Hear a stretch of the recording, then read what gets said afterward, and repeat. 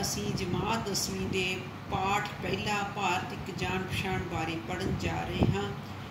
Globe ਨੂੰ ਧਿਆਨ ਨਾਲ ਦੇਖਣ 'ਤੇ ਹਿੰਦ ਮਹਾਸਾਗਰ ਵਿੱਚ ਜ਼ਮੀਨ ਦਾ ਇੱਕ ਤ੍ਰੈਭੁਜ ਆਕਾਰ ਦਾ ਵਿਸ਼ਾਲ ਟੁਕੜਾ ਦਿਖਾਈ ਦਿੰਦਾ ਹੈ, ਜੋ ਸਾਡਾ ਆਪਣਾ ਦੇਸ਼ ਭਾਰਤ ਹੀ ਹੈ। ਤਿੰਨ ਪਾਸਿਓਂ ਤੋਂ ਹਿੰਦ ਮਹਾਸਾਗਰ ਨਾਲ ਘਿਰਿਆ ਹੋਇਆ ਹੈ ਅਤੇ ਉੱਤਰ ਵਿੱਚ ਹਿਮਾਲਿਆ ਨਾਲ। ਇਸ ਦੀਆਂ ਹਿਮਾਲਿਆ ਦੀ ਚੋਟੀਆਂ ਵਾਲੀ ਭੂਮੀ ਜ਼ਰੀਏ ਏਸ਼ੀਆ ਮਹਾਂਦੀਪ ਦੇ ਉੱਤਰ ਅਤੇ ਪੂਰਬੀ ਭਾਗ ਨਾਲ ਬਹੁਤ ਜੁੜਿਆ ਹੋਇਆ ਹੈ। ਇਹ ਹਿੱਸਾ ਬਹੁਤ ਵਿਸ਼ਾਲ ਅਤੇ ਅਥਾਹ ਸਮਰੱਥਾ ਵਾਲਾ ਦੇਸ਼ ਹੈ। ਜਨਸੰਖਿਆ ਦੇ ਆਧਾਰ 'ਤੇ ਸੰਸਾਰ ਵਿੱਚ ਚੀਨ ਤੋਂ ਬਾਅਦ ਦੂਸਰਾ ਅਤੇ ਖੇਤਰਫਲ ਦੇ ਪੱਖੋਂ ਇਸ ਦਾ ਸੰਸਾਰ ਵਿੱਚ 7ਵਾਂ ਸਥਾਨ ਹੈ। ਖੇਤਰਫਲ ਦੀ ਦ੍ਰਿਸ਼ਟੀ ਤੋਂ ਇੰਨਾ ਵਿਸ਼ਾਲ ਹੈ ਕਿ ਜਦੋਂ ਪੂਰਬ ਵਿੱਚ ਅਰੁਣਾਚਲ ਪ੍ਰਦੇਸ਼ ਵਿੱਚ ਸੂਰਜ ਨਿਕਲ ਰਿਹਾ ਹੁੰਦਾ ਹੈ ਤਾਂ ਪੱਛਮ ਵਿੱਚ ਗੁਜਰਾਤ ਦੇ ਸੌਰਾਸ਼ਟਰ ਖੇਤਰ ਵਿੱਚ ਅਜੇ ਰਾਤ ਹੀ ਹੁੰਦੀ ਹੈ।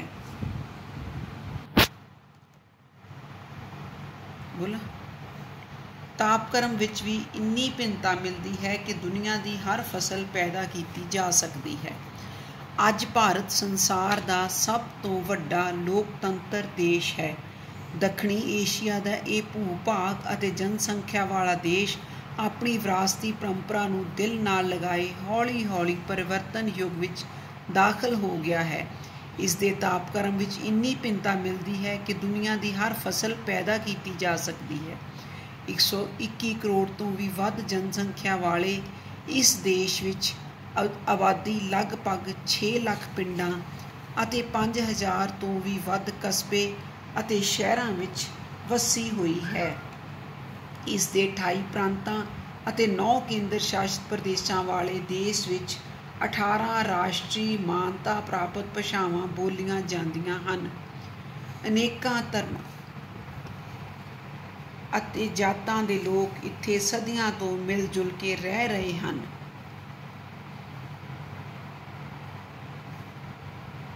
ਅਤੇ ਇਹ ਅਨੇਕਾਂ ਧਰਮਾਂ ਦਾ ਪਾਲਣ ਕਰਦੇ ਹੋਏ ਕੁੱਲ ਮਿਲਾ ਕੇ ਭਾਰਤੀ ਸੱਭਿਆਚਾਰ ਦੇ ਵਿਸ਼ਾਲ ਢਾਂਚੇ ਨਾਲ ਜੁੜੇ ਹੋਏ ਹਨ। ਆਜ਼ਾਦੀ ਤੋਂ ਬਾਅਦ ਭਾਰਤ ਨੇ ਲੋਕਤੰਤਰ, ਧਰਮ ਨਿਰਪੱਖਤਾ ਅਤੇ ਸਮਾਜਵਾਦ ਨੂੰ ਆਪਣੀ ਰਾਸ਼ਟਰੀ ਨੀਤੀ ਦਾ ਆਧਾਰ ਬਣਾ ਕੇ ਸੰਸਾਰ ਦੇ ਲੋਕਾਂ ਦਾ ਧਿਆਨ ਆਪਣੇ ਵੱਲ ਖਿੱਚਿਆ ਹੈ।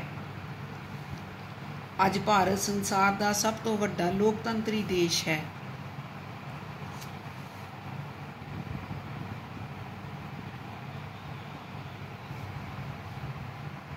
ਭਾਰਤ ਨੇ ਹਰੀ ਕ੍ਰਾਂਤੀ ਦੁਆਰਾ ਉਤਪਾਦਨ ਵਿੱਚ ਹੈਰਾਨੀਜਨਕ ਵਾਧਾ ਕਰਕੇ ਸਾਰੀ ਦੁਨੀਆ ਨੂੰ ਅਚਰਜ ਵਿੱਚ ਪਾ ਦਿੱਤਾ ਹੈ।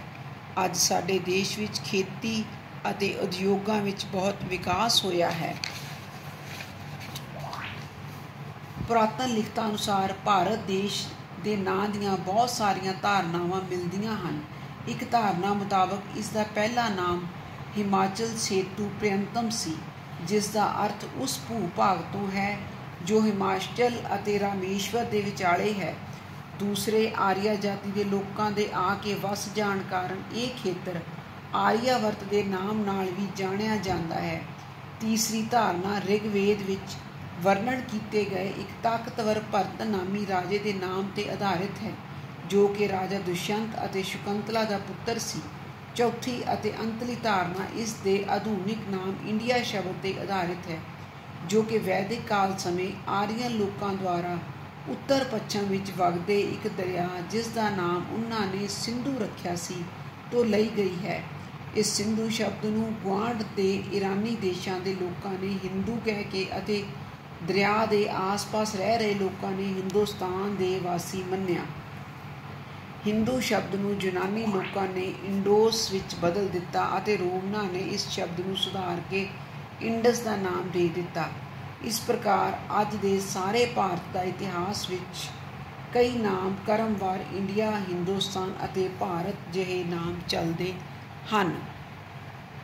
ਭਾਰਤ ਨੂੰ ਸੰਸਾਰ ਵਿੱਚ ਦੱਖਣੀ ਏਸ਼ੀਆ ਦੇ ਨਾਂ ਨਾਲ ਵੀ ਜਾਣਿਆ ਜਾਂਦਾ ਹੈ, ਕਿਉਂਕਿ ਇਹ ਏਸ਼ੀਆ ਮਹਾਂਦੀਪ ਦੇ ਦੱਖਣ ਨੂੰ ਫੈਲਿਆ ਹੋਇਆ ਇੱਕ ਵਿਸ਼ਾਲ ਦੇਸ਼ ਹੈ, ਜੋ ਕਿ ਪ੍ਰਿਥਵੀ ਦੇ ਉੱਤਰੀ ਗੋਲਾਰਧ ਵਿੱਚ ਸਥਿਤ ਹੈ।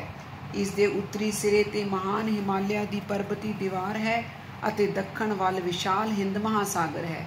ਦੱਖਣੀ ਹਿੱਸੇ ਵਿੱਚ ਪ੍ਰਾਇਦੀਪੀ ਪਠਾਰ ਹੋਣ ਕਾਰਨ ਇਸ ਦੇ ਉੱਤਰੀ ਸਿਰੇ 'ਤੇ ਮਹਾਨ ਹਿਮਾਲਿਆ ਦੀ ਪਰਬਤੀ ਦੀਵਾਰ ਹੈ ਅਤੇ ਦੱਖਣ ਵੱਲ ਵਿਸ਼ਾਲ ਹਿੰਦ ਮਹਾਸਾਗਰ। ਦੱਖਣੀ ਹਿੱਸੇ ਵਿੱਚ ਪ੍ਰਾਇਦੀਪੀ ਪਠਾਰ ਹੋਣ ਕਾਰਨ ਤਿਕੋਣੀ ਸ਼ਕਲ ਬਣਦੀ ਹੈ, ਜਿਸ ਦੇ ਇੱਕ ਪਾਸੇ ਅਰਬ ਸਾਗਰ ਅਤੇ ਦੂਸਰੇ ਪਾਸੇ ਬੰਗਾਲ ਦੀ ਖਾੜੀ ਹੈ। ਇਹ ਗਲੋਬ ਦੇ ਪੂਰਬੀ ਗੋਲਾਰਧ ਵਿੱਚ ਸਥਿਤ ਹੋਣ ਕਰਕੇ ਪੂਰਬੀ ਦੇਸ਼ਾਂ ਦੀ ਕਤਾਰ ਵਿੱਚ ਆ ਖੜੋਂਦਾ ਹੈ। ਹਿੰਦ ਮਹਾਸਾਗਰ ਵਿੱਚੋਂ ਲੰਘਣ ਵਾਲੇ ਕੌਮਾਂਤਰੀ ਸਾਗਰੀ ਰਸਤੇ ਭਾਰਤ ਦਾ ਸੰਪਰਕ ਇੱਕ ਪਾਸੇ ਪੱਛਮ ਦੇ ਵਿਕਸਿਤ ਦੇਸ਼ ਸਮੁੰਦਰੀ ਯੂਰਪੀਅਨ ਅਤੇ ਅਮਰੀਕਨ ਨਾਲ ਅਤੇ ਦੂਸਰੇ ਪਾਸੇ ਪੂਰਬ ਅਤੇ ਧੁਰ ਪੂਰਬ ਵਿੱਚ ਸਥਿਤ ਚੀਨ, ਜਾਪਾਨ, ਇੰਡੋਨੇਸ਼ੀਆ ਅਤੇ ਆਸਟ੍ਰੇਲੀਆ ਨਾਲ ਬਣਾਉਂਦੇ ਹਨ।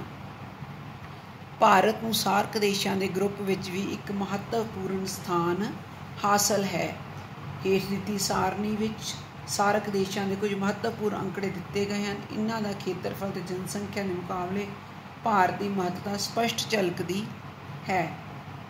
ਭਾਰਤ ਖੇਤਰਫਲ ਲਗਭਗ 32 ਲੱਖ ਕਿਲੋਮੀਟਰ, ਪਾਕਿਸਤਾਨ